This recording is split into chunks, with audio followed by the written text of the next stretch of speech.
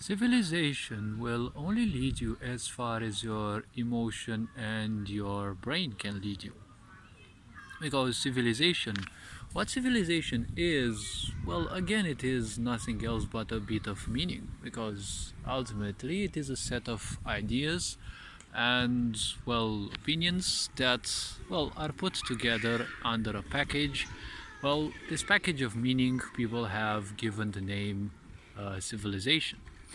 See, if you look at comparison, when you look at Western society, it feels in a certain way, especially throughout the Middle Ages, let's say, because that's when the comparison is much broader. And if you look at Asian societies, you can see that there's a huge difference. What one society thought as civilized, other civilizations or other societies didn't have or would even condone. I'm not gonna dive into differences, these are easily readable on the internet, and well, you may already have some examples. But as I said, it is nothing but a set of meaning, and when this meaning is lived by for a certain period of time, well, the more you do something, the better you become at it. And then the more generations get to do this, well, they become better and better at it. And well, they become more and more uh, rooted into such practices.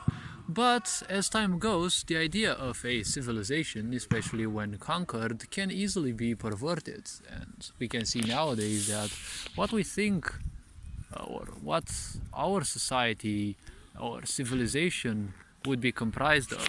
Well, there are some bozos in the world who want to simply impose their own idea of civilization, and well, this is up to humanity to decide whether they want or not, but there is significant pushback, and well, this pushback will not let go, because the pandemic showed the true face of this sick society, and humanity doesn't want to live in a sick society. Humanity is getting sick of living in this ignorance and dehumanization. We have dehumanized ourselves for so long, so the point is we need to simply move on. But ultimately, a civilization can only lead you as far as your mind and your emotion can lead you. Because, as I said, it is nothing else but, well, meaning. And meaning, again, can only lead you as far as the brain can hold. And the brain is nothing but a survival mechanism. So, meaning that we have is also more or less survival related.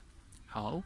Well, for example, society, even civilization. These are terms correlated with survival of the individual, but also survival of, survival at the collective group, right? Survival at the level of, well, a harmony, a unity, a group, a nation, because all these, they have their own entities as well, right?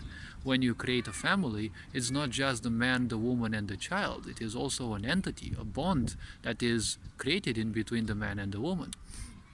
When you create a country, it is also an entity, right, represented by the opinions and the points of views of, well, the populace itself.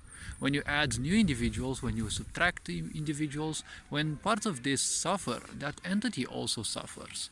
Because if you take a look, in a way, it's like your physical body is also like a country, and each system that you have in the body, each system of organs, let's say, it's like a certain industry of a certain country, and the cells are the populace. If your cells aren't doing well, well, the totality of your body will also not do too well, right? It's exactly the same thing happening in this society. A lot of people are commencing on are commandeering this, mindset of minority support. But when you support minorities too much, you say a direct fu to the majority, and the majority has always been the one to make the history. Even if there's been a small group of people to rule humanity, it was always the ignorance of the majority that allowed them, that gave them the green line to do so. So this idea of civilization can only lead you to a certain level. Beyond that, you have to understand that within yourself lies the path towards your freedom, towards your liberation. Because the notion of, well, any notion, any bit of meaning can be perverted, can be changed, can be done whatsoever with it. Just like perfection, just like any other term that we have coined. And, well, even our language is something which has suffered changes, because words nowadays may no longer have the meaning that they once used to have. So, if we move further, civilization can only lead you to, well, consciously or unconsciously, to a certain sense of belonging. If you belong to this society unconsciously, well, you've got all sorts of issues, right? This is a sign that someone is not rooted enough, and they become people pleasers, they become attention seekers, and, well, they're nothing else but sheep seeking something to give you a certain direction, right? You're seeking a herder.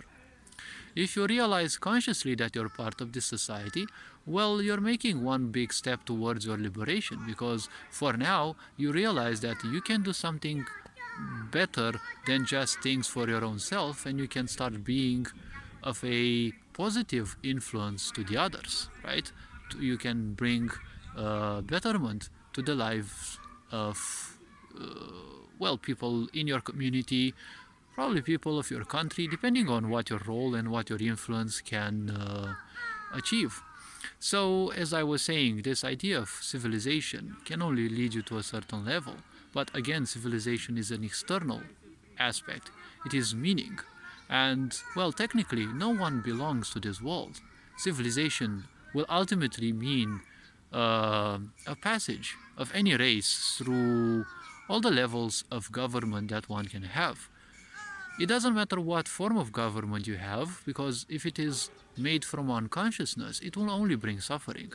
If it is made from a conscious standpoint, well, it will always lead more and more towards unity. And we've seen a lot of government structures that, well, they had unity at their core, but that was only on paper. Because if you take socialism, well, socialism is regarded as the only governing system that actually gives something back to the people. But again, if made unconsciously, well, it's not gonna bring anything but misfortune. When it becomes conscious and people go through this for, well, entire centuries, or, well, enough generations that it becomes rooted more and more into the new generations, then you will simply go towards what would be called a Gestalt consciousness, or a society in which everyone knows their exact role. They don't need police people, they don't need anyone to simply guide them, right? A small guidance obviously is needed so that, they reach a certain level of awareness and realization, and then once they know what their role is, they don't need too much guidance anymore. And there's also this idea of telepathy and all things that represent a Gestalt consciousness, but this is way too sci-fi for most of the people, so I'm not going to dive into that. And, well, all other political forms, well, they tended towards a certain sense of unity, like communism or democracy, but on paper only. So civilization, again, will lead you astray, more or less, because if you become too attached to this idea, if you become too attached to the notion, well, attachments, again, will only lead you to your downfall. And this is what we can see today. People nowadays are so attached to their communism, to their religion, to their democracy. These are terms that literally mean nothing, because, well, it's just meaning. The meaning is within your brain. That's something that you either agree, you disagree with, or you simply take it as is. To me, democracy doesn't mean much because it is an unconscious aspect. You're telling me that democracy means the power of the people, but the only power that I see within people is, well, the ability to put a stamp on a paper and technically elect your so-called representative. But you don't have any proof that your vote actually matters. And, well, the deep state and society as is in its sickness proved us that, well, anyone can simply mingle with elections, and there is a select group of people which decides what party will represent your country. irrespective of whether you vote or not. Up till now, obviously, there was a certain sense of freedom of speech, but we can see nowadays that this one is severely there are efforts to severely cripple this, and there is significant pushback against this one as well. But what we can see is, this sick society has one single purpose: to exploit you, to use you as a battery until you are no longer usable, and then discard you like a piece of trash that this sick society thinks you are. Whether you accept this opinion or not is up to your level of awareness and up to your level of commitment to a better life. Do you simply embrace misery, or do you simply choose to make your life better? This is a question that everyone should function by. So when you see how this sick society functions and what its agenda basically is, obviously you can say this is the result of the civilization that we have unconsciously been working towards. Because ultimately Europe, in its shunning away spirituality, ended up as conquerors. Because when you shun feminine energy, it becomes wounded. And sooner or later, male energy will also become wounded. When feminine energy is wounded, manipulation is what will end up with subversion, manipulation, trickery, and such, right? And when masculine energy becomes wounded, uncertainty is something that will strike hard, and obviously uncertainty will try to be balanced by a sense of control, and control will only give birth to conquerors, right? Hence the history of Europe. So this being said, I wanted to make a very short video, but obviously I end up presenting more ideas than just a single one. This being said, take care, enjoy life, and Ferenc Board signing out.